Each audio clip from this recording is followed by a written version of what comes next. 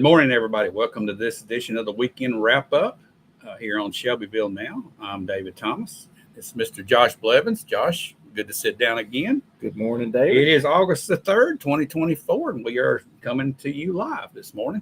And we've got a few things to talk about. We always think it's going to be a slow week, and we've got so much to talk about. Seemed like it was going to be a slow week. Even by midweek, I was thinking, we're not going to have a lot to say. And the next thing you know, I got 2 pages of notes. Exactly.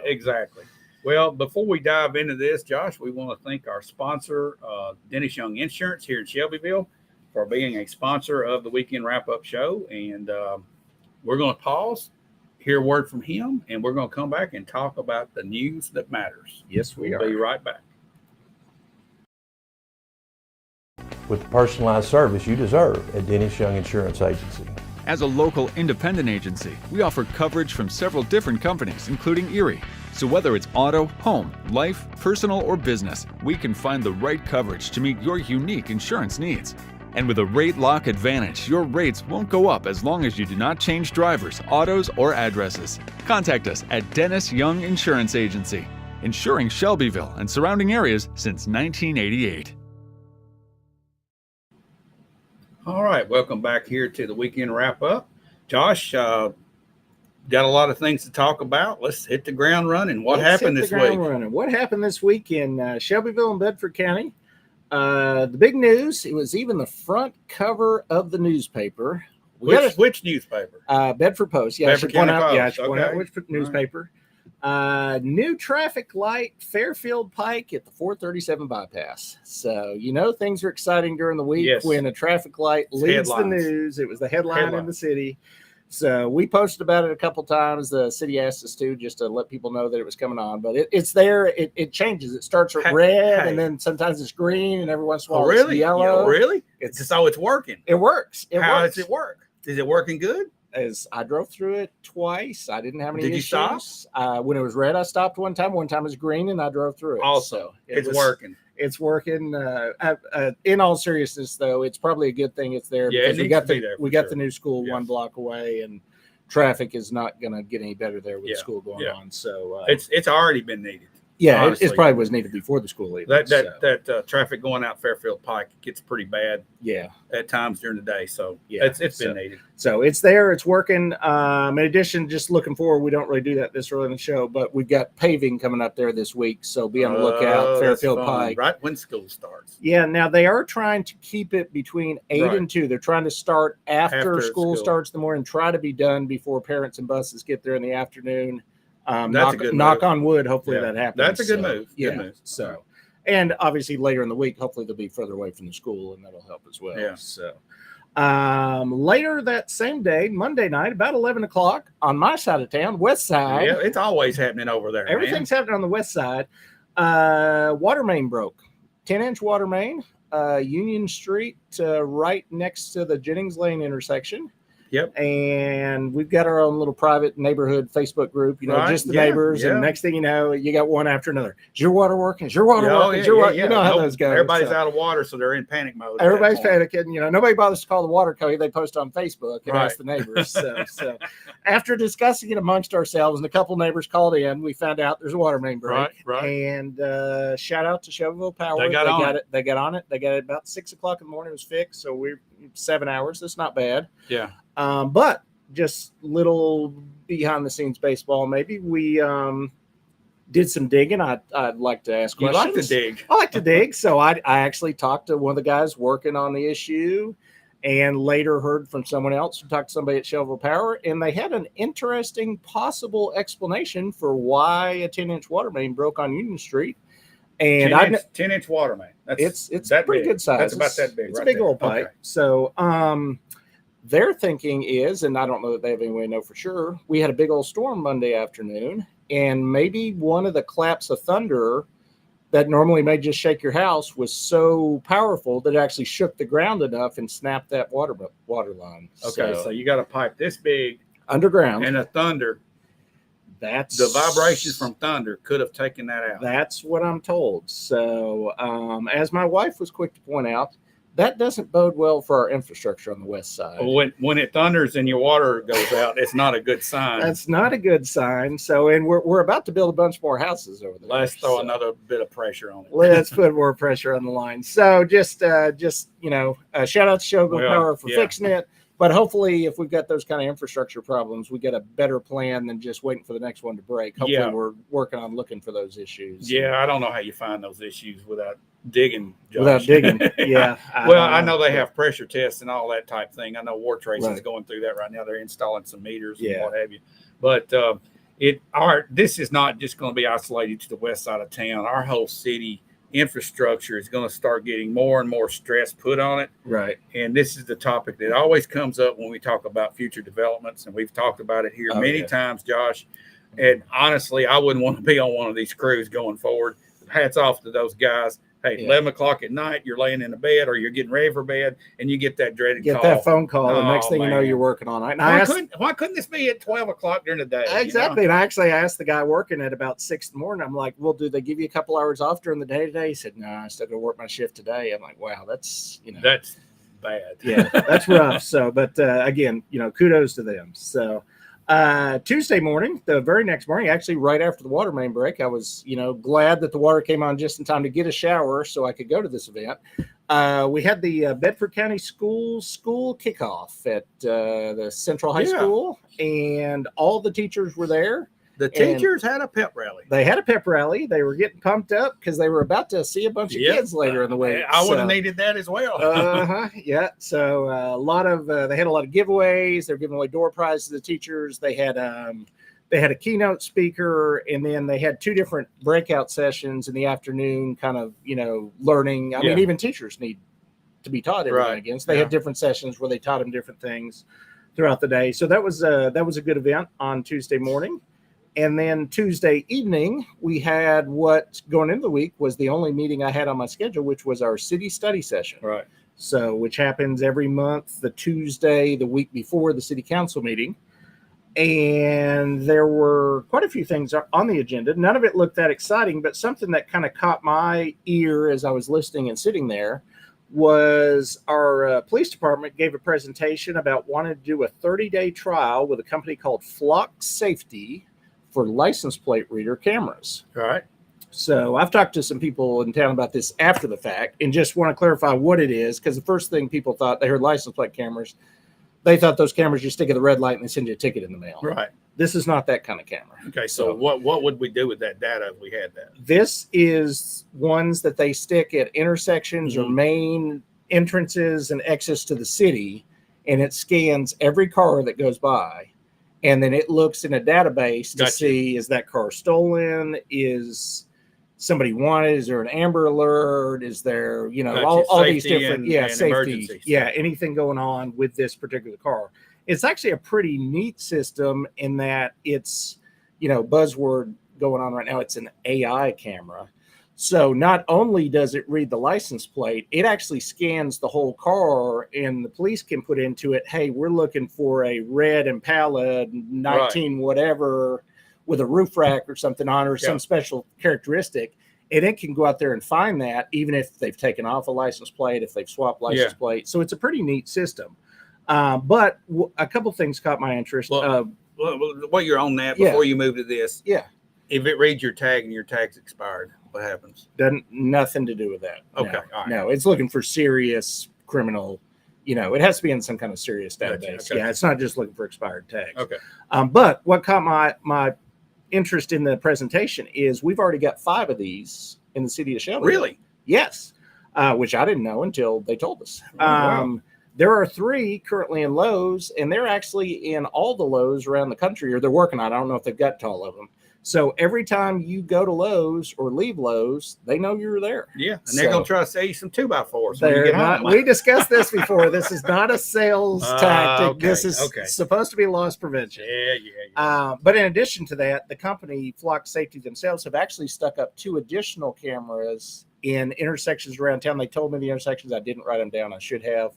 But already somewhere in town, if you're driving through, they know you came. Smile for the camera. If you're in town driving, just smile at all intersections. Yeah. Since we don't know which ones they are, we'll just smile and make sure. So I did a lot of research on this. These are very controversial in different parts of the country. Generally, most of the controversy I read I wasn't feeling that bad about them. I mean, at the end of the day, they're looking for criminals. There's some issues in some of the more liberal cities where they claim they're putting them in certain neighborhoods and targeting demographics, but that's not what we're looking to do. That's your identity politics. Yeah, what they're looking to do here is just, and he gave a good example, that the poor gentleman that got stabbed in front of Gateway Church there a few months ago, the lady that did that, they caught her using this very system. Well, it's good law enforcement, I believe. Yeah. I mean, you could make a case that radar guns are controversial. Well, I mean, you can make anything controversial these days, Josh. But honestly, you look at it, it's good law enforcement. And now, in the hands of savory characters, maybe not. But we're talking about our police department using this for law enforcement. Yeah. One little sticking point, which will come up with later discussions of this, is these aren't free when it comes down to it. So if we decide to move forward with this system, the cost is $3,000 per camera per year. I think you should sponsor one of those, Josh. Can we get a little logo on the side of it or something? Yeah.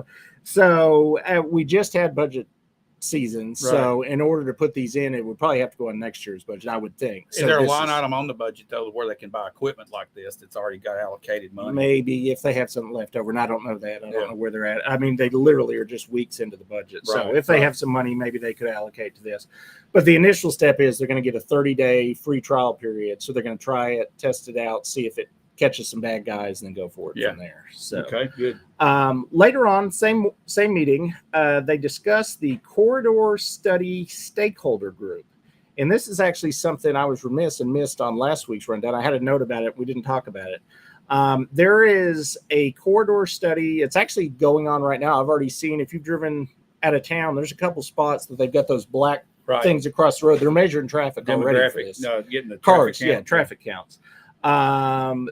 We got a grant from TDOT, the city did, and they're studying 41A on both sides of town, coming east and west, and then 231 all the way as far up as Murfreesboro.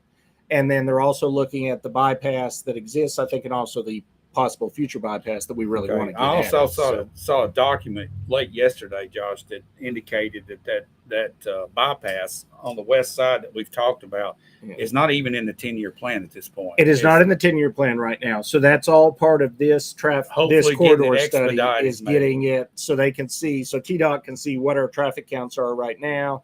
They can start to make projections. They can look at all this new construction going on, and maybe they can say, hey, these guys need to bypass quicker than we thought. Yeah, let's bump this up. Yeah. So this stakeholder group we've got people from our city planning department, our county planning department, 2 city council members are going to be on it. We've got people from TDOT. It's a big group, and they're going to have 3 meetings between now and February of next year, and then they'll present this corridor study and say, here's our recommendations for different intersections in this area. One reason I wanted to really emphasize this in particular is there was an article on the cover of the Post this week, and there was a little bit of confusion the way it was written. It read like, we've got a second item going on right now, which is our growth committee, and that's just a 4-member committee from our planning commission.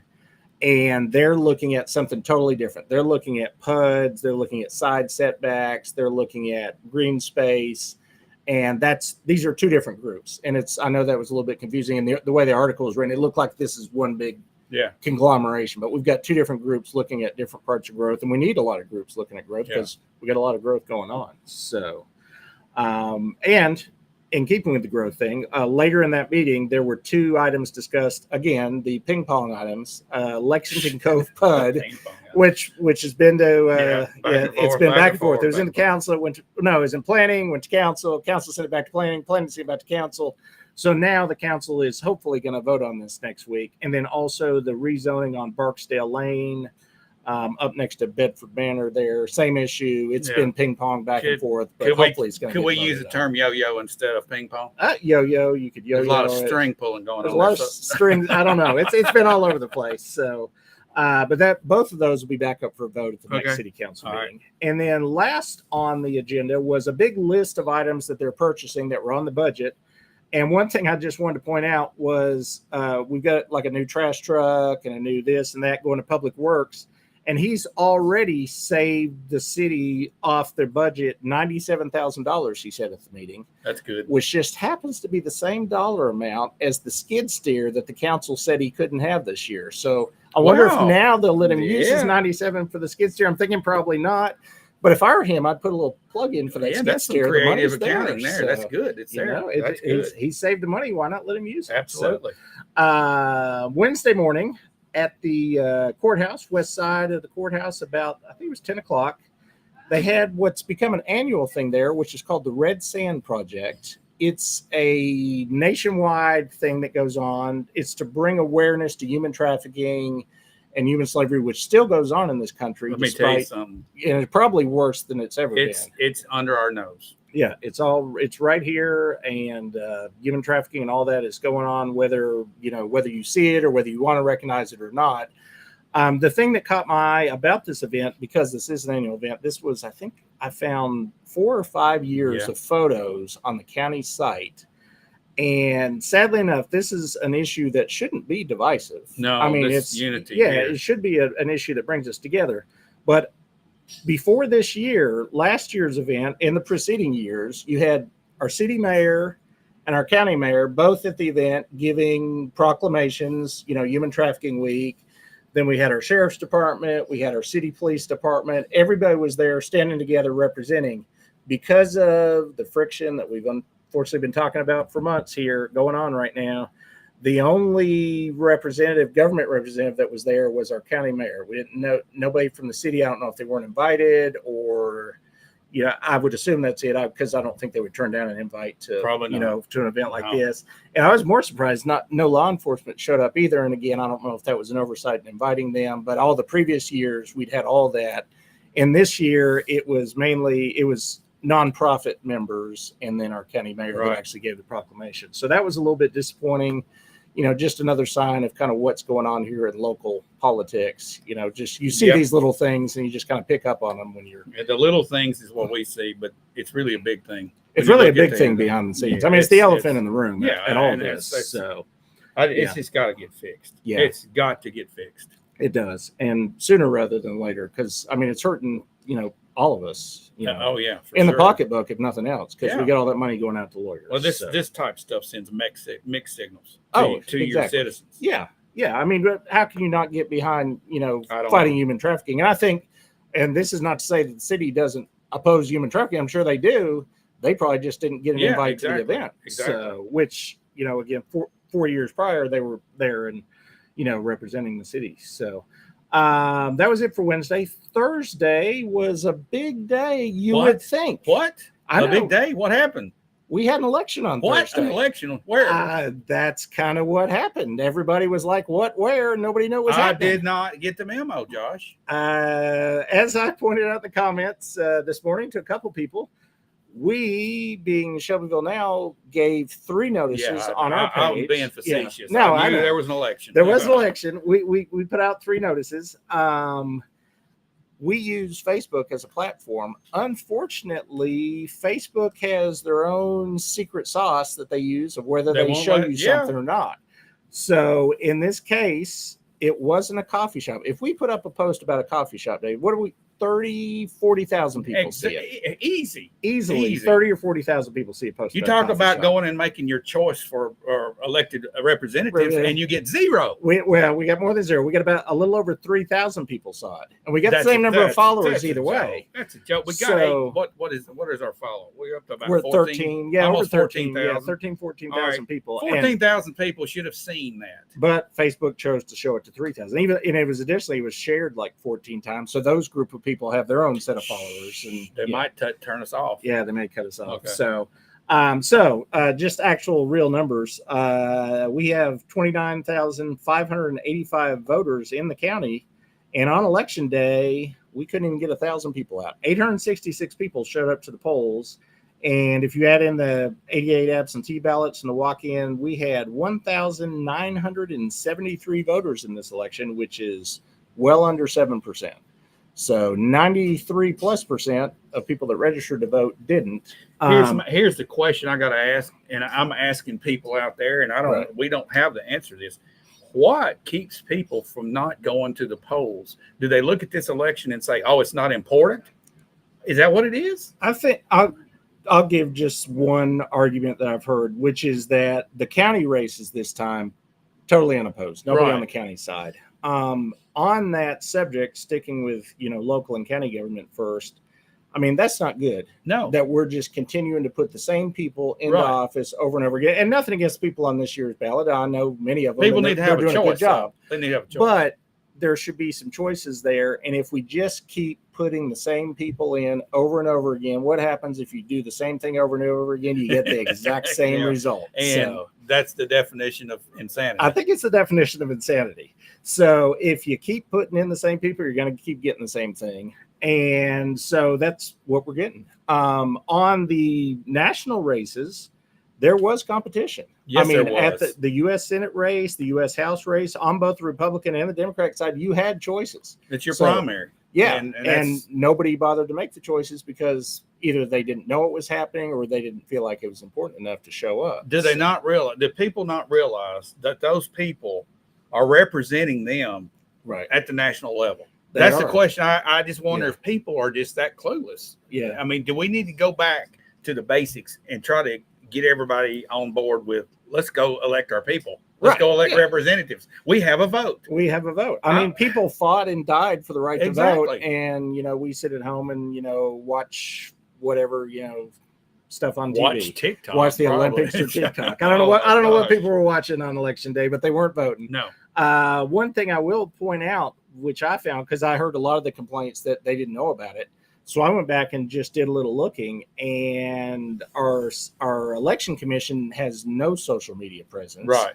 And our county, which does have a social media presence, they didn't mention it either. So I don't guess the county felt like it was important enough to mention either. I don't know why. I would have thought, we have an election commission in the county. They would at least put out one social media post. I could not find any.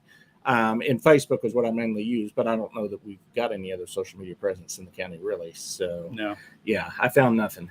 So, all that to say, there's another election coming up in November. Try to show up to that one. Yeah, it'd be nice, wouldn't it? Yeah, it would be nice if people showed up to that one. Same day, Thursday evening, I went to what for me is a new event, Board of Education work session. I've got a lot of meetings I go to, and school board had generally fallen on a night that conflicted with something else.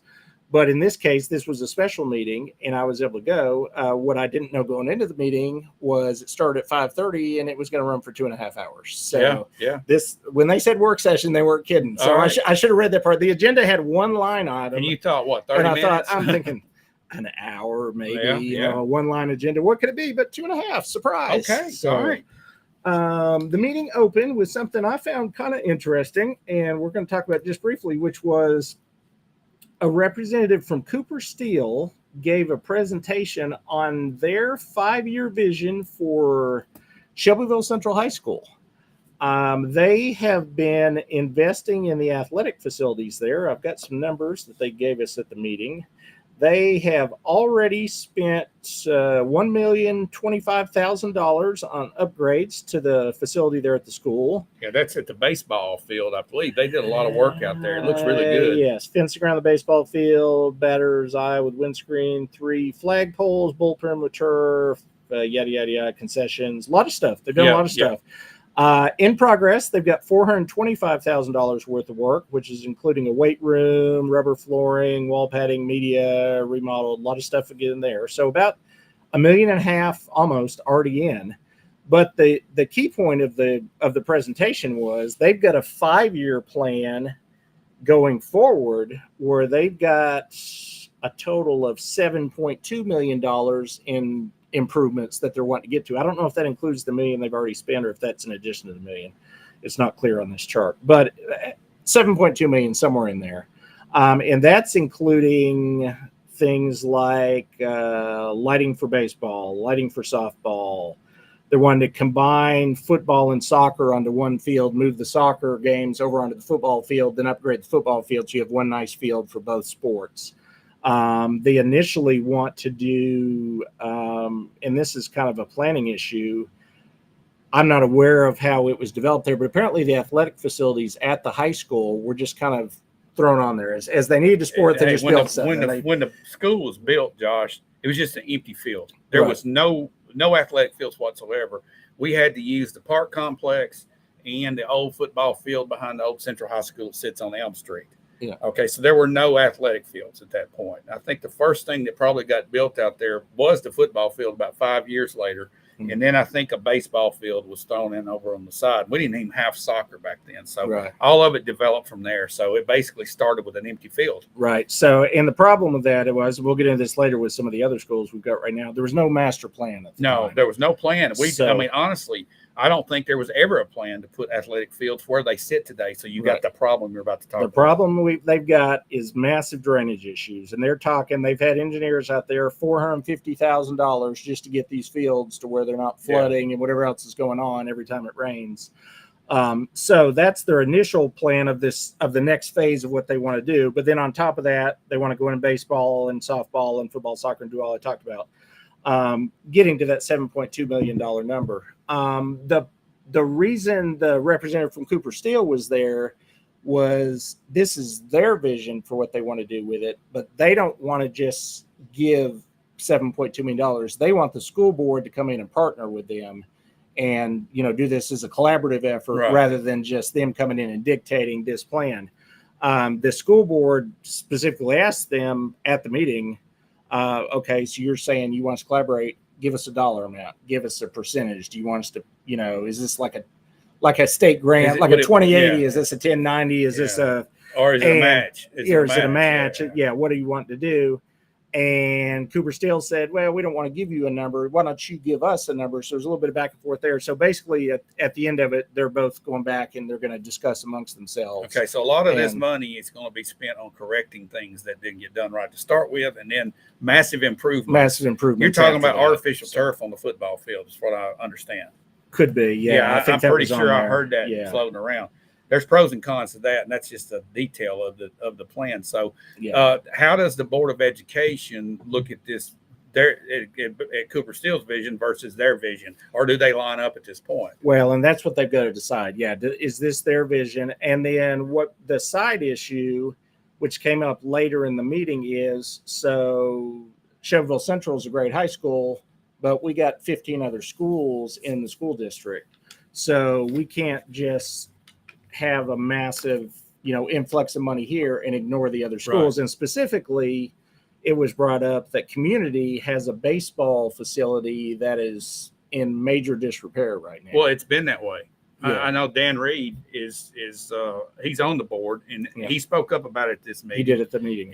And one of the restrooms there is, as he calls it, third world. And he's been fighting for this since I know all the way back to probably 2016, 2017. He was talking about it then when he was on Shelbyville Now doing sports with us. He always talked about that and how terrible it was. I think what you get down to here, Josh, is you have booster clubs for the athletic programs at all the schools. Most schools have that. And Cooper Steel is going a little bit farther than what a booster club would take in. It's the size of money. But that's the alma mater of the Cooper family. Sure, right? And that's where they're wanting to be a major booster to that athletic program. So, to me, and it's just me thinking through this, the booster clubs probably got a wish list. Yeah, the football booster, the baseball booster, or the quarterback club, I think it's what it's called, that does the entire athletic program, and that goes into the inside sports as well, the gymnasium and all that. So. It looks like to me the path to do this would be through the booster program. That way it doesn't conflict with the county's outlay of money for the other schools. Yeah. And let the other schools raise money to do that. Or the county pop in an equal amount to each school to correct some issues like Dan's talking about here. Yeah. And it was mentioned at the meeting that the county has a plan for that community baseball facility. They're hoping to have it fixed in time for the upcoming season. They're thinking they're going to have money left over from this bundle from the bundle that we did a few months ago that we've talked about extensively. The juvenile center and the Liberty, all that is going to come in under budget. They're fairly certain, and then they'll have that money that they could use for the fixes at Community. So a lot going on there. We just kind of, I was at the meeting, and it was an interesting presentation, and there wasn't a lot of press there, so we want to make sure people knew this wasn't. Most school board meetings, the main meeting is streamed on Facebook, but as far as I know, because this was a work session, I don't think unless you were there, you didn't know what went on. So that's right. That's part of what went on, and actually a lot more went on, which we're going to discuss.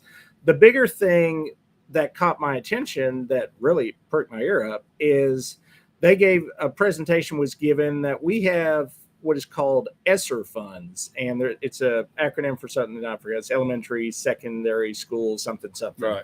But anyways, it was COVID funds that were given back during the pandemic. Federal government gave them to local school systems to help with COVID related expenses. And there's what called ESSER 3.0, and Bedford County has $3.9 million remaining in their federal funds from that ESSER 3.0 program. But the big key with that is it's got to be what they call obligated by September 30th.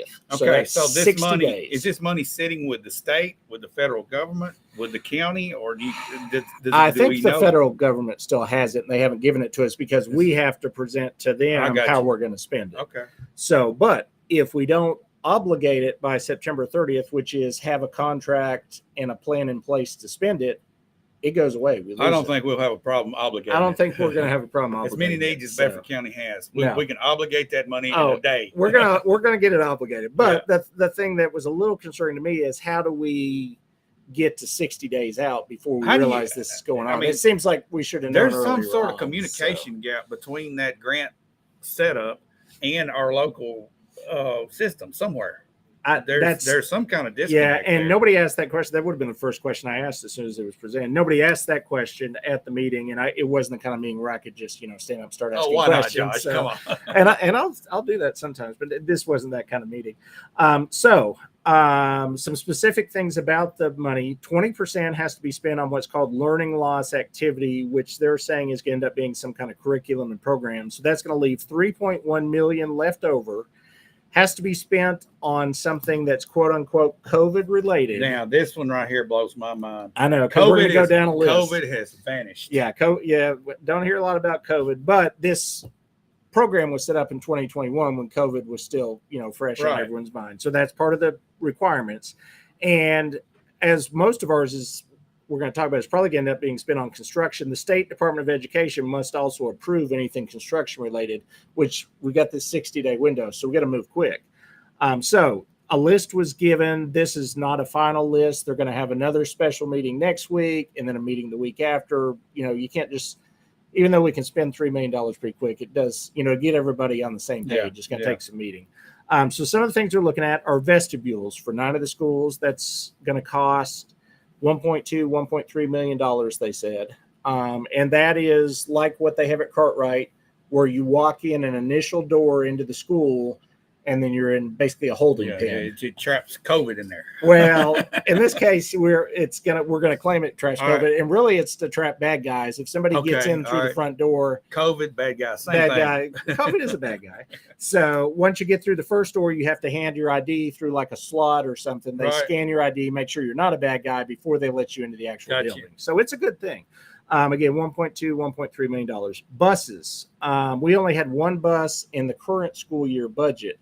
So I guess by having more buses, you can spread the kids out. That we can claim that's COVID related. There you go. So we found a bus dealer that has 4 buses available. They're $147,500. So you're looking at roughly $600,000 worth of buses. So we're going to get some buses with federal grant money. It's a win. Okay. Yep. I'd say that's going to be a yes.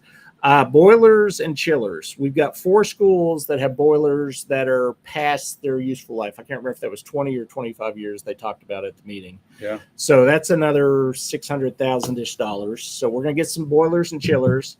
Additional HVAC issues at several schools. Cameras. I'm not sure if they're going to be able to shoehorn camera into. Can it see the COVID? I don't know. Cameras. It could. Seems like a stretch. And fire alarms.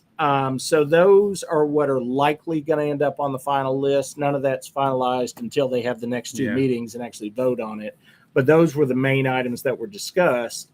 So, and all of this helps the county school system in that a lot of this, for instance, the buses, the boilers, really any of this eventually would have had to find its way onto our general budget. So by having the federal government pay for it, we now have extra room in our regular budget to spend on other things. So, maybe teacher supplies or something, so they're not having to buy off, Amazon wish list. But that's another topic. So we covered the community baseball concession stand. So we got down to the end of the meeting, and this a little bit piqued my interest too. Going into the meeting, I thought we were talking about capital expenditures. I thought, and main reason I went, I thought I was going to hear a plan because we just finished Cartwright. Right. What's next?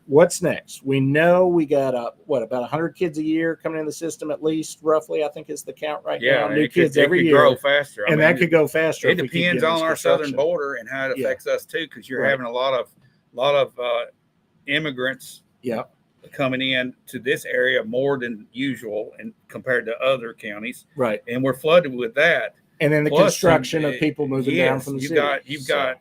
You got a twofold thing happening here for Bedford County, and it's unique. Yeah. So we've got an issue. Right. So my expectation was, hey, I'm going to the school board meeting. They've got a plan. What I found out at the meeting was they don't have a plan yet. So there was some discussion. They're hopefully going to work on a plan, and I think we need a plan. I mean, we definitely need a plan. Nobody would. I think debate that we need a plan. I've heard ideas floating around. We have ideas, and we're going to talk about a couple of those. But there is now that Cartwright's built, we don't have a 5 or a 10-year plan for our school system yet as far as adding new buildings. It was mentioned that probably by the 10-year point from now, we're going to need at least one more new elementary school, probably a new middle school, and almost definitely a new high school. So 10 years from now, we might need 2. You never know. Maybe, but at a minimum 1. So on the elementary side, these are just ideas floating out there. Nothing is voted on. Nothing's in concrete. But South Side apparently is one of our 2 oldest schools, and just from a mechanical standpoint, it's beyond where you can repair it. You mentioned the boiler. I think the boiler, one of those buildings that might have been mentioned up is South Side. It's probably South Side. So my question is, do you go ahead and put a new boiler chiller in if you want to do something with South Side here? The South Side would be several years out. There were two things discussed. One being, do you just bulldoze it to the ground, spread those kids out to the other school for 1 or 2 school years while you're building a new facility right on the same spot? You've already got the property. Just bulldoze it and rebuild. Or a second thing that was mentioned, I've not been on the property, you said you have, is maybe there's enough room in the parking next to the school to, while the school is still there, build a new school and then tear down the old school and put the parking there. Well, there's pros and cons to that. You could do that, but you're going to have to build a parking lot, it's going to be a mess. And you're going to have that property slopes off down the back. You're going to have a lot of land excavation work to build. To do anything, probably what you want to do, you're going to have to do some major land movement. Right. There. So this was just talk, at the meeting. There's not a plan yet.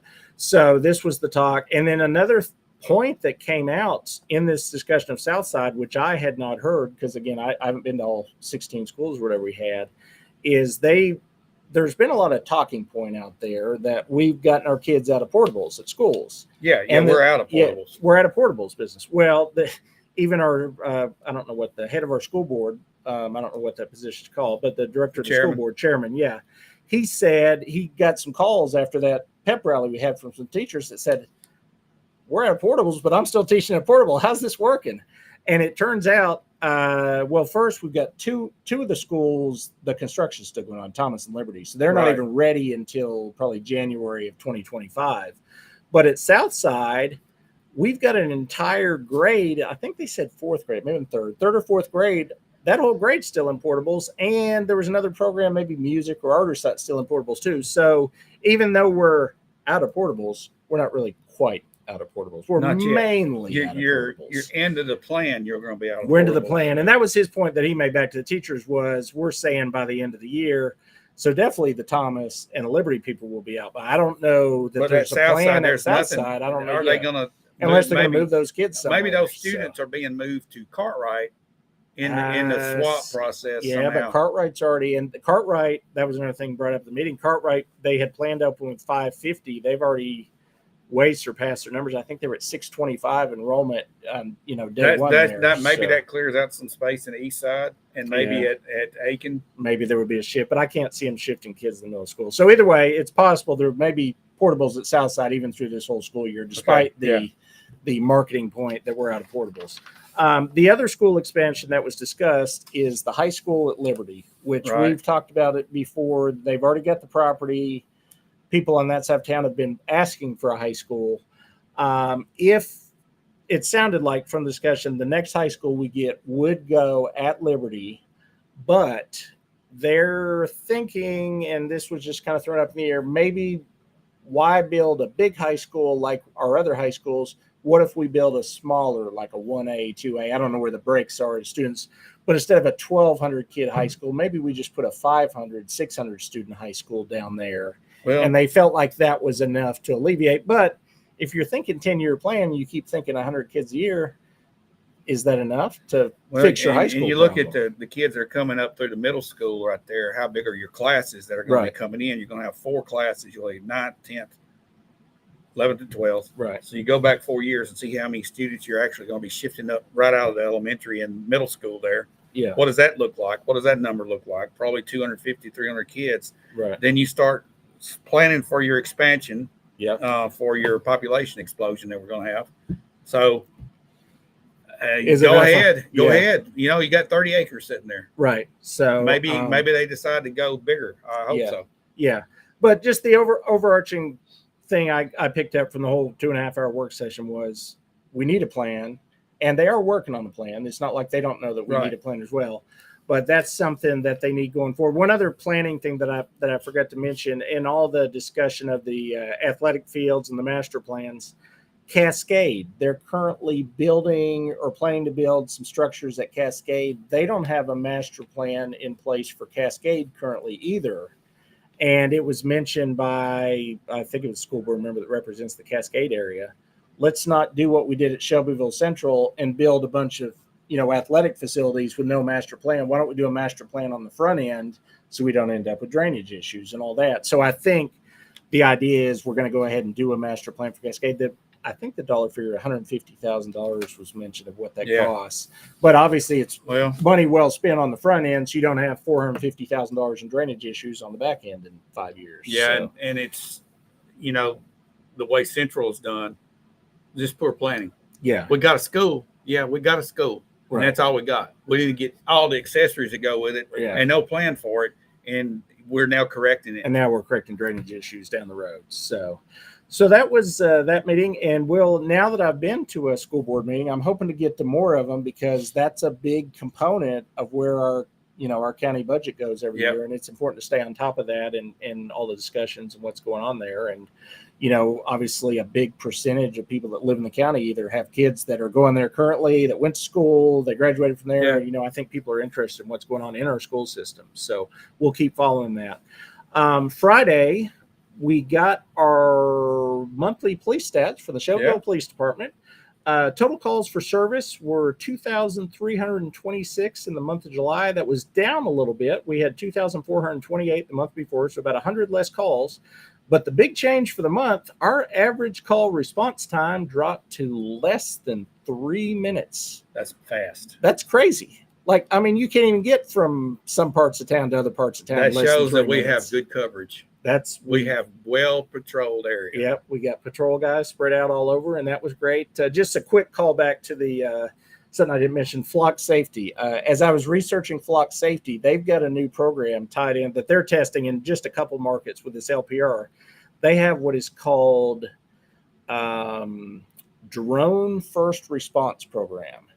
And if you get in, and this is just in one city that they're testing it, but if you get a hit on one of their cameras in certain cities, or you get a 911 call from a certain part of town, they're developing a program where they can have a drone on site in 30 or 60 seconds from the call.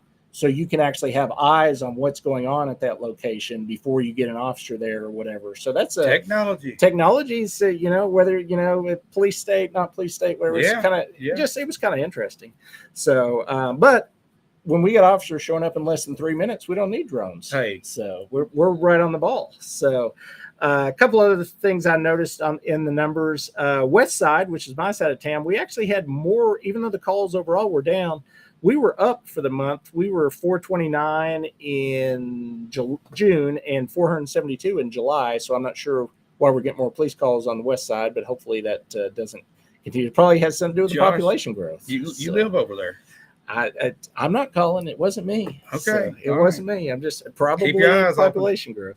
On the actual reason for the calls, we had 70 traffic accidents in the month, which was running about the same. And again, unfortunately, 58 domestic calls, which that's traffic accidents and domestic calls are always our two biggest things. Yeah, fighting over the remote control, probably. Yeah. So not good. So, but that was Friday, and that was our weekend review. That was the news that I've, came across that I thought might matter to people here locally. So let's take a break. A lot to absorb, Josh. A lot went on in the week. So, well, let's take a break, and when we come back, we're going to give a little preview of what's coming up next week that we know of. All right, we'll be right back. Yeah. With the personalized service you deserve at Dennis Young Insurance Agency. As a local independent agency, we offer coverage from several different companies, including Erie. So whether it's auto, home, life, personal, or business, we can find the right coverage to meet your unique insurance needs. And with a rate lock advantage, your rates won't go up as long as you do not change drivers, autos, or addresses. Contact us at Dennis Young Insurance Agency, insuring Shelbyville and surrounding areas since 1988. Again, we want to thank Dennis Young Insurance for being our sponsor for the show. We can wrap up here on Shelbyville Now. Josh, we've got another week coming up that looks like there's some things on the schedule already that you're already taking a look at. A few things on the schedule, actually kind of light as far as government meetings, but a few things we'll mention. Actually, today at 6 o'clock in the beautiful city of Wartrace, we have the Wartrace Horse Show at Jernigan Field. And this is a fundraiser for Cascade Schools. I think this may be an annual event, I would guess. Oh, yes. The horse show has been going on, I'm going to say, 85 years. 85 years. Okay. I'm guessing at that, but it's up there. It's one of the oldest horse shows for the Tennessee walking horse in the world. Yeah. And it's right there. So, and I think, knock on wood, weather is supposed to be good. I don't think. Yeah, we're hoping. We're hoping for good weather. So it's looking good. So, get out there and support Cascade Schools in Wartrace.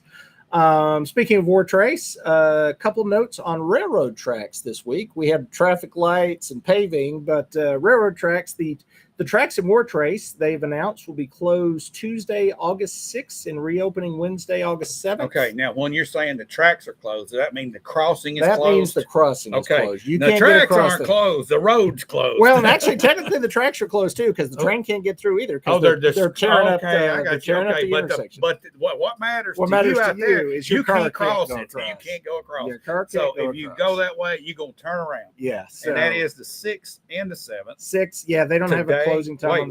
Tuesday and Wednesday. Yeah, okay. And then in Bell Buckle, theirs, same project CSX is doing, their tracks are scheduled to be closed Wednesday and Thursday.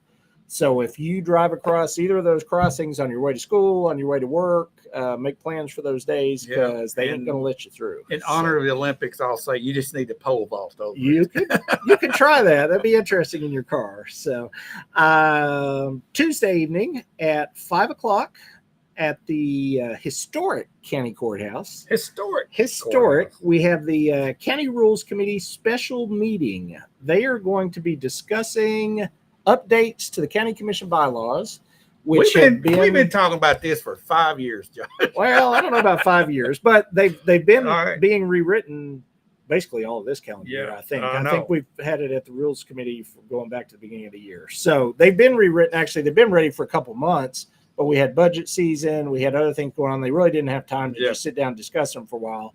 So they're going to bring in all or as many as can show up of the county commissioners to this meeting and just kind of hash out what rules. We're still talking about it. We're not going to vote on it. It's still being talked about. Changes. Yeah, they're talking about it, and then it would be voted on later in the month if they can come to some kind of resolution at this meeting, which I would assume they will. The whole meeting's about this, so they can't put it off anymore. They got to come to a decision. And then Thursday evening at 6 o'clock at the old Chamber of Commerce building across from the dinner table, we have our monthly city council meeting. And Agenda is not posted yet, but it's always a reflection of what was discussed at the study session. Right. So they'll be voting again on the ping pong yo-yo projects, on the one PUD, the rezoning. They may vote on some of that stuff like the license plate cameras if they want to allow those, and a few other things. There'll always be a couple things that get thrown on there. What about the skid steer? I don't think he's getting a skid steer, Oh, although man. I would give Buck the skid steer. You know, if I had a vote, I would give Buck his skid steer. The money's Save him there. the money. Let's give the man a skid Man, steer. Public Works in Shelbyville has been neglected for 20 years. Yeah, give him his skid steer. You know, shout out to Buck. Get your skid steer. So, but that's what we got coming up in the upcoming week that we know of. Yeah. So always something comes out of left field. And whatever it is, we'll have it here next weekend at the same time, same channel. Just, you know, get your TV ready and we'll be right there waiting for you. Get the popcorn ready. Get your popcorn. It'll be exciting. So everybody have a great weekend.